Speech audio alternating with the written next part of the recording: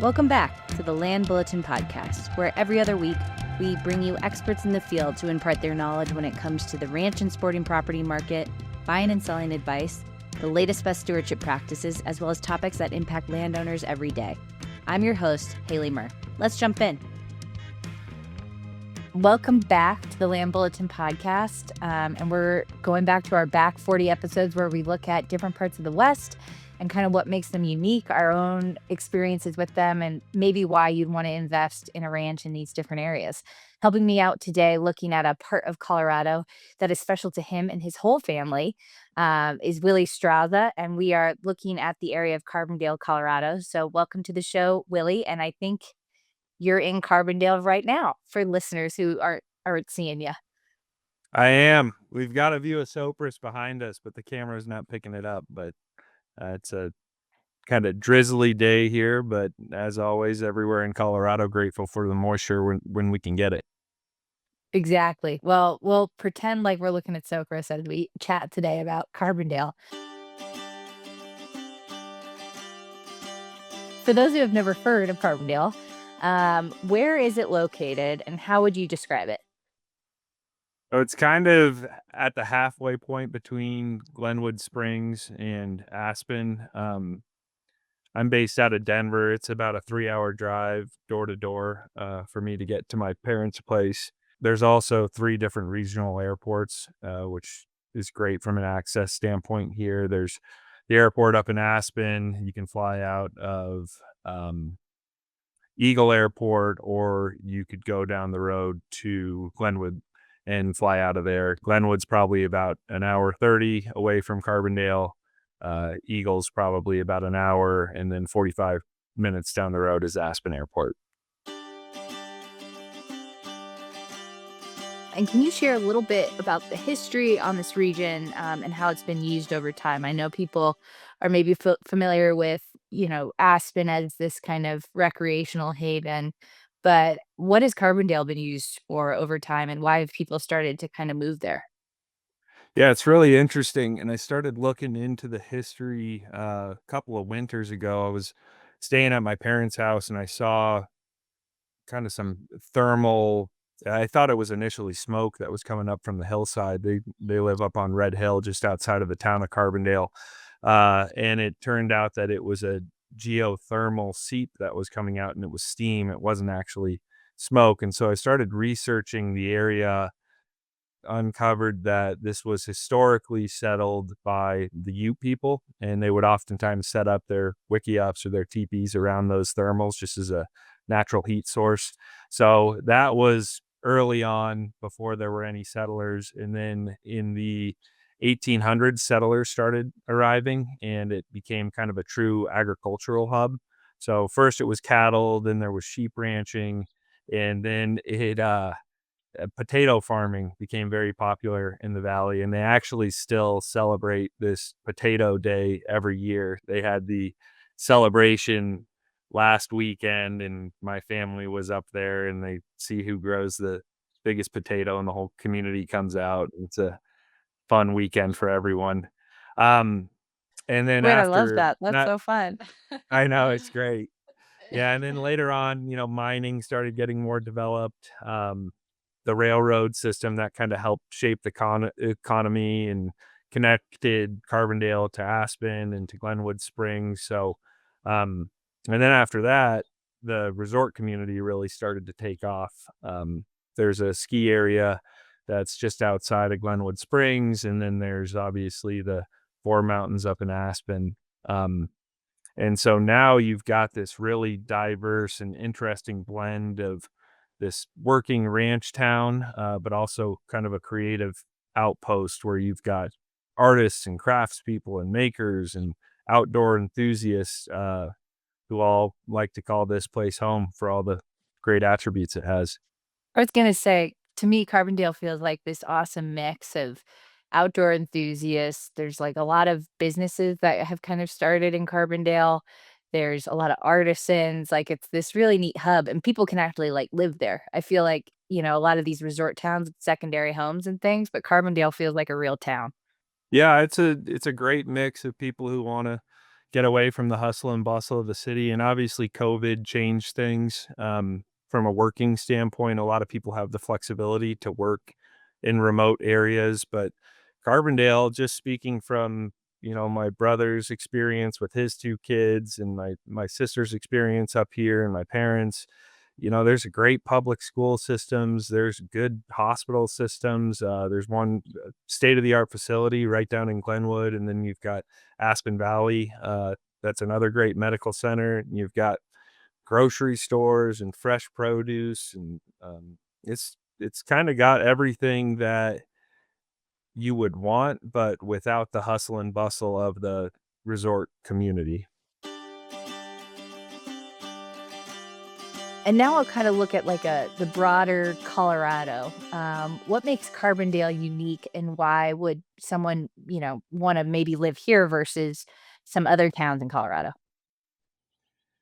Yeah, for me, it's kind of what I mentioned before. It's got all of the benefits of living in a resort community, but without the busyness. I mean, even when we want to drive and ski one of the Aspen Mountains on the weekend, and whether that's Christmas or Thanksgiving, I've never had an issue with lift lines. And you've got great mountains for every level of skier. So my brother's kids who are 5 and 3 can go over to Buttermilk for the day, and then we might go to Highlands and hike the bowl. And if the whole family wants to go out, we'll go to Snowmass.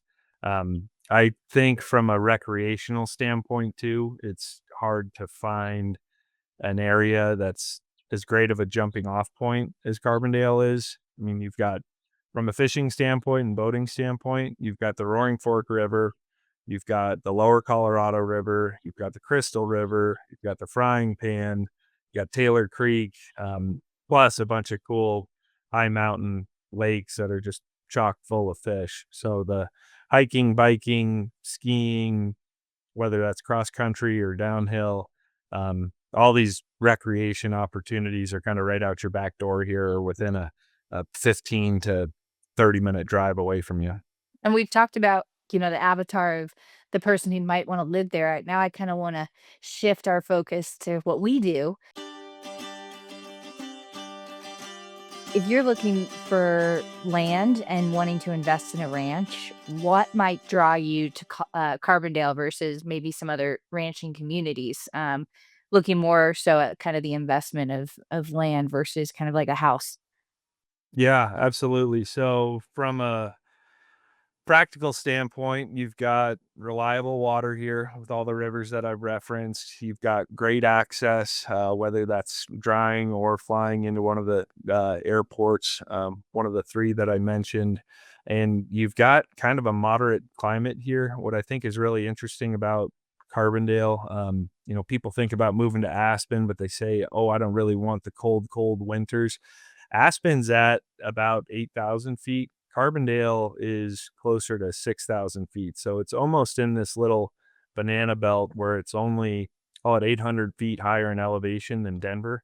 So those who are familiar with the climate in Denver, that's something that you can kind of expect up here. It'll be slightly cooler in the summer, but you're not getting the tremendous amount of fall that you'll get up in Aspen. So, and then from a land use perspective, I mean, you've got it's just a lush, fertile kind of valley that lends itself to a bunch of different uses. There's tree farms down in the valley, there's potato farms, there's a lot of great hay production that happens in the valley, all because of the benefits of being in this kind of perfectly situated climate and area.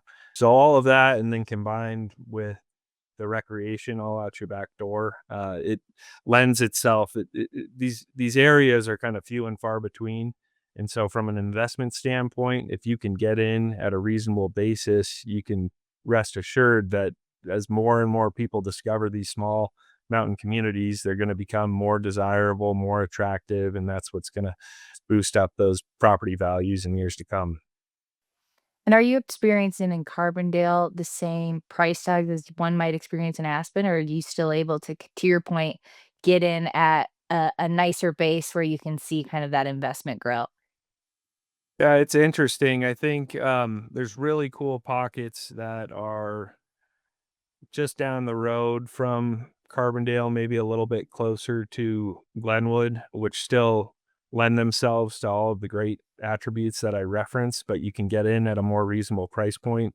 An example of that is that Plus Lazy K Ranch that we have listed up here, where you're seeing a lot of these smaller parcels with amazing, $1 million views of Sopris that are maybe it's 35 acres, has a well, but no real water rights. And just that bare land is going for over $1 million.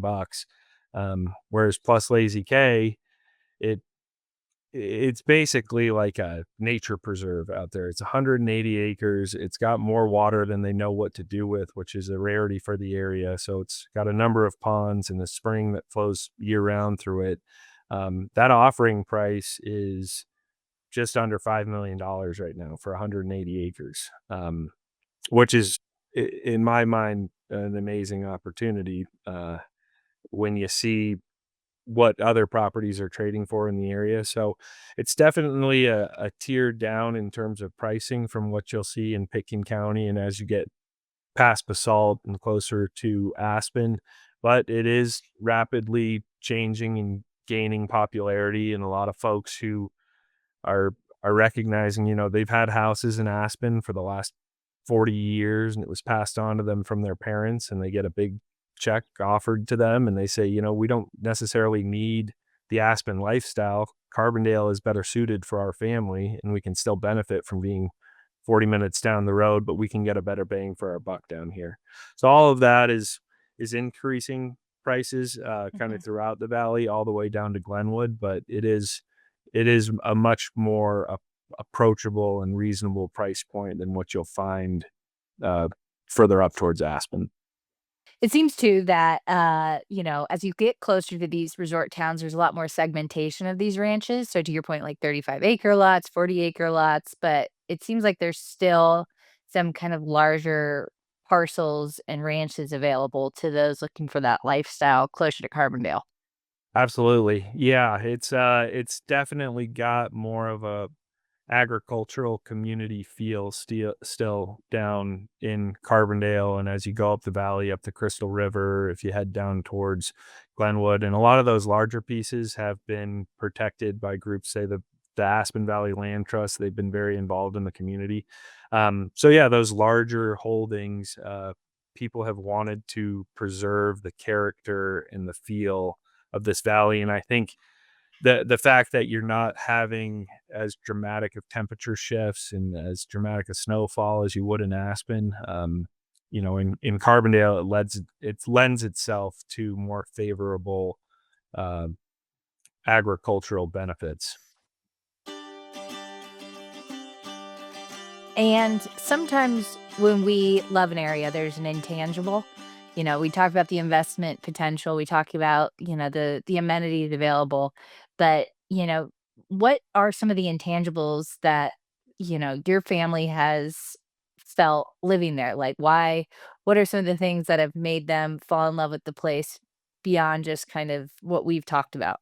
Yeah, I think the sense of community here, whether that's through, my brother's kids' school or the different programs that they're involved in and soccer teams or I love walking around town with my dad and we go to the grocery store and everyone's saying, "Oh, hey Craig, how you doing?" And he knows everyone there. And then you go down to the hardware store and it's the same story and it's the owners at the coffee shop know everybody. So um it's just a really friendly kind of small town vibe, but at the same time, you've got access to everything that you would need, and that you would find in a larger, more established town, I would say.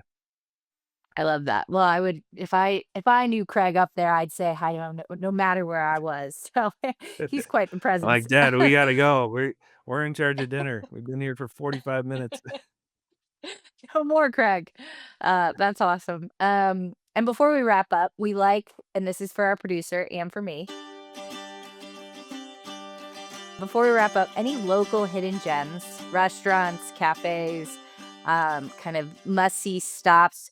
I don't want you to give away all your fishing kind of holes, but what are some of your favorite gems that people passing through, or they have a free afternoon after looking at ranches with you? What are some of the places you recommend people stopping in Carbondale?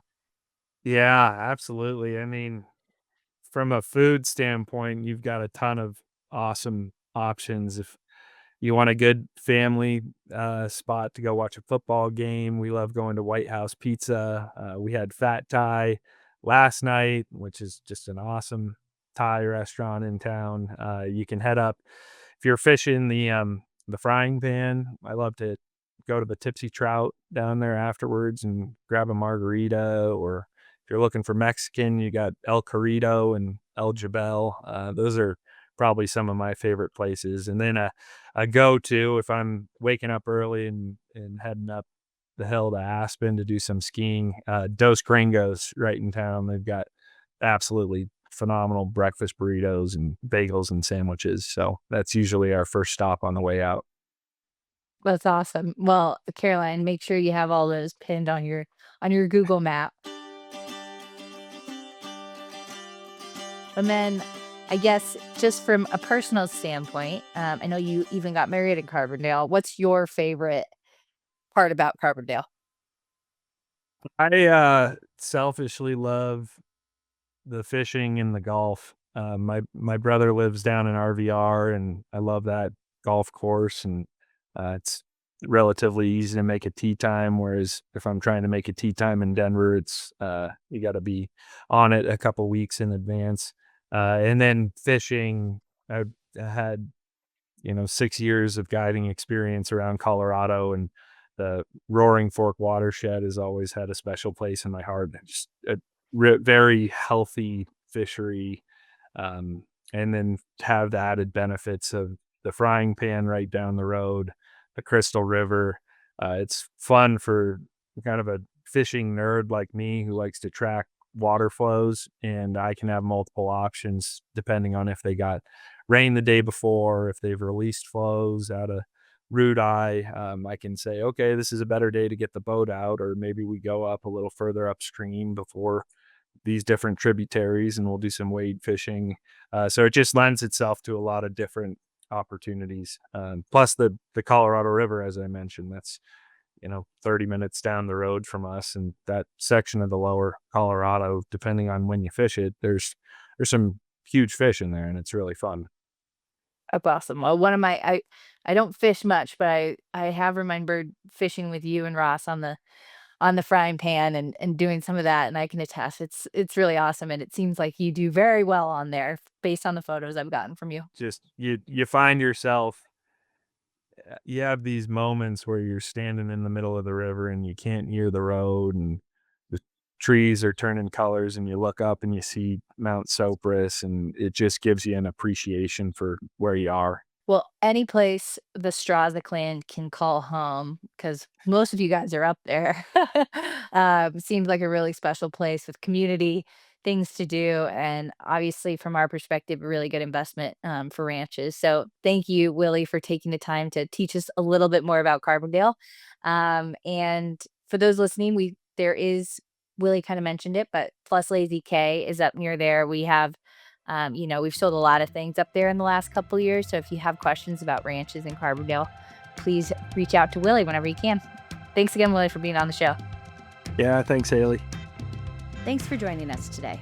To learn more about the ranch real estate market or our ranch marketing process, make sure to subscribe to our newsletter on our website at merranchgroup.com or give us a call at 303-623-4545.